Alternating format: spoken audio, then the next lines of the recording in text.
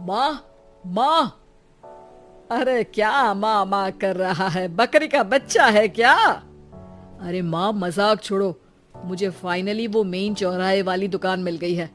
अब देखना, आपका बेटा दुगनी स्पीड से पैसा कमाएगा। ओफो, ये क्या? मेरी ऑनलाइन मेकअप क्लास चल रही है। इतनी जोर से क्यों बोल रहे हो आप दोनों? अरे मेरी धर्म पत्नी जी, मेकअप क्लास बाद में करना। वो चौराहे वाली दुकान मिल गई है हमको। अरे वाह, रुको, मैं अपनी माँ को फोन लगाकर बता देती हूँ। अरे मैं भी अपने रिश्तेदारों को बता देती हूँ। कितनी खुशी की बात है। हाँ हाँ, मैं भी अपने दोस्तों को बता देता हूँ। 1 हफ्ते बाद रजिस्ट्री है। बस, घर में खुशी का मौका था। उन तीनों ने अपने अपने फोन उठाए और लोगों में बात फैलाना शुरू कर दिया। और रही सही कसर श्वेता बहू ने अपने पड़ोस में सबको बताकर कर दी। अरे वर्मा आंटी, अब हम भी जल्दी कार ले लेंगे। घर का रेनोवेशन होगा और ठाट से रहेंगे हम भी। अरे ऐसा क्या हुआ? लॉटरी बाटरी लग गई है क्या? अरे इस बार चौराहे वाली मॉल में हमको भी दुकान मिल गई है। दुकान नंबर 21, जो एकदम चौराहे पर है। अब ग्राहक बढ़ेंगे तो आमदनी भी बढ़ेगी ही ना। अरे वाह, कितनी खुशी की बात है। मैं बहुत खुश हूँ तुम्हें इतना खुश देख के। बाकी एक बात कहूँ, सबको मत बताते फिरना। किसी की नजर लग जाएगी तो खुशी की खबर वापस लौट जाएगी। हैं? ऐसे थोड़ी ना होता है। अब डरा रही हो? अरे सही कह रही हूँ। काली नजर कहते हैं इस चीज को, जब आप किसी को कुछ बताओ और वो काम बिगड़ जाए। अरे लेकिन मैं तो... तुमने सबको बता दिया ना? हाँ, फोन लगा लगा के। अब बच के रहना। काली नजर बड़ी खतरनाक होती है।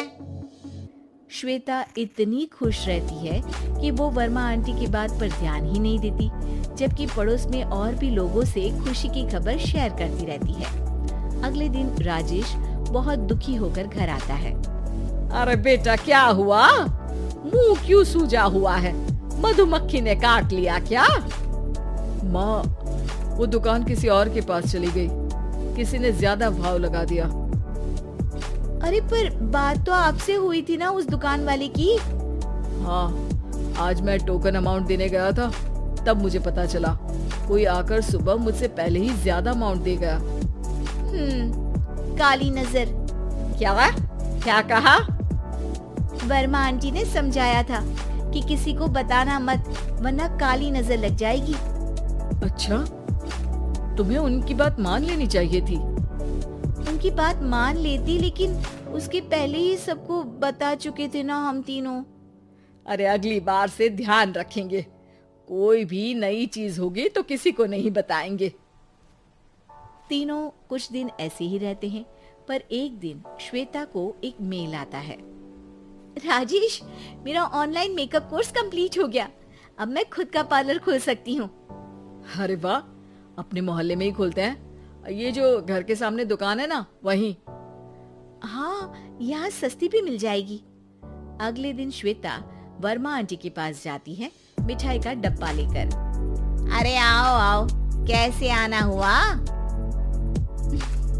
जोर से नहीं बोलूंगी। वो सामने वाली दुकान है ना, वहाँ मैं अपनी पार्लर की दुकान खोलने वाली हूँ, उसकी मिठाई है। अरे वाह, बहुत बधाई हो तुमको।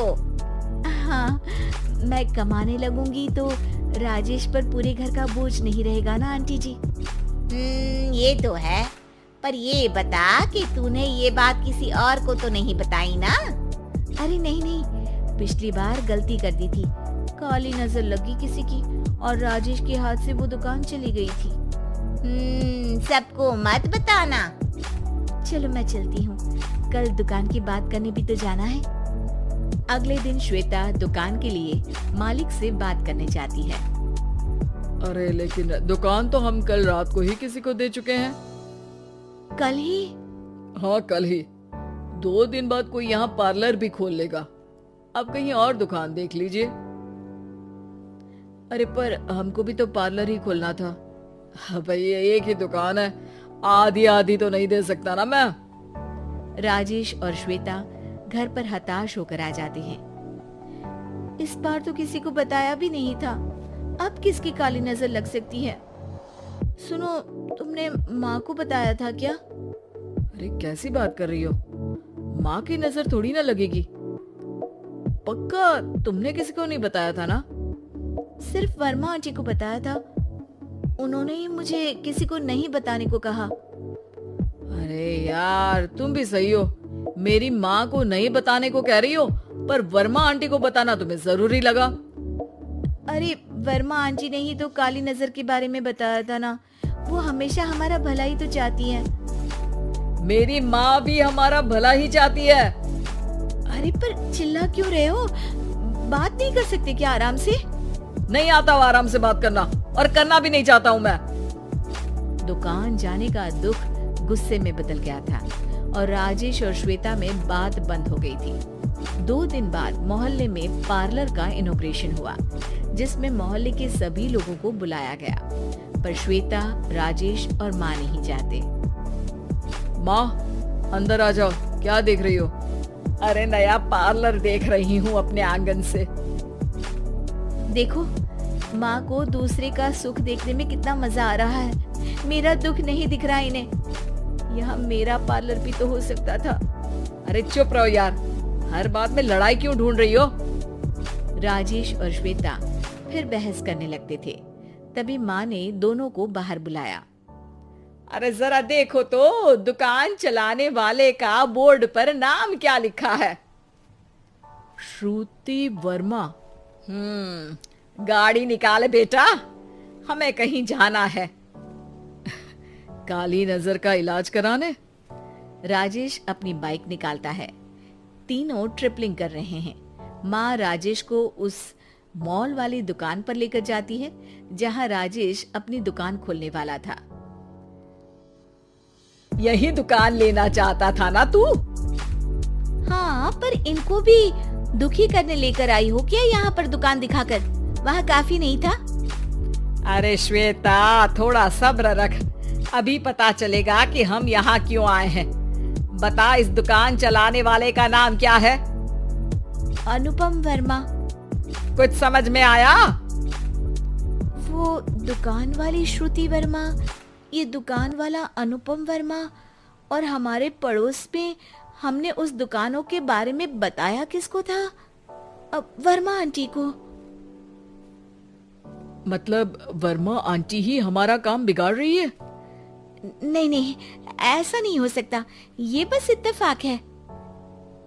राजेश अपना फोन निकालता है और श्रुति वर्मा और अनुपम वर्मा के नाम फेसबुक पर सर्च करता है, जहां ये दोनों ही वर्मा आंटी के रिश्तेदार होते हैं। श्वेता को समझ में आ जाता है कि वर्मा आंटी की ही नजर काली नजर है। अब क्या करना है? कोई भी खुशी की खबर हो तो काली नजर से बचना है, यानी वर्मा आंटी से बचना है। अरे पर मुझे ये समझ में नहीं आया कि वो हमारे साथ ऐसा क्यों करेंगी। अरे बेटा, एक सीख है, दूर के आदमी को आपकी तरक्की से कम परेशानी होगी, पड़ोसी को ज्यादा। दोनों माँ की बात में हामी भरते हैं और अगला काम चुपचाप करने की कसम खाते हैं, ताकि आगे से वर्मा आंटी कोई काम ना बिगाड़ सके।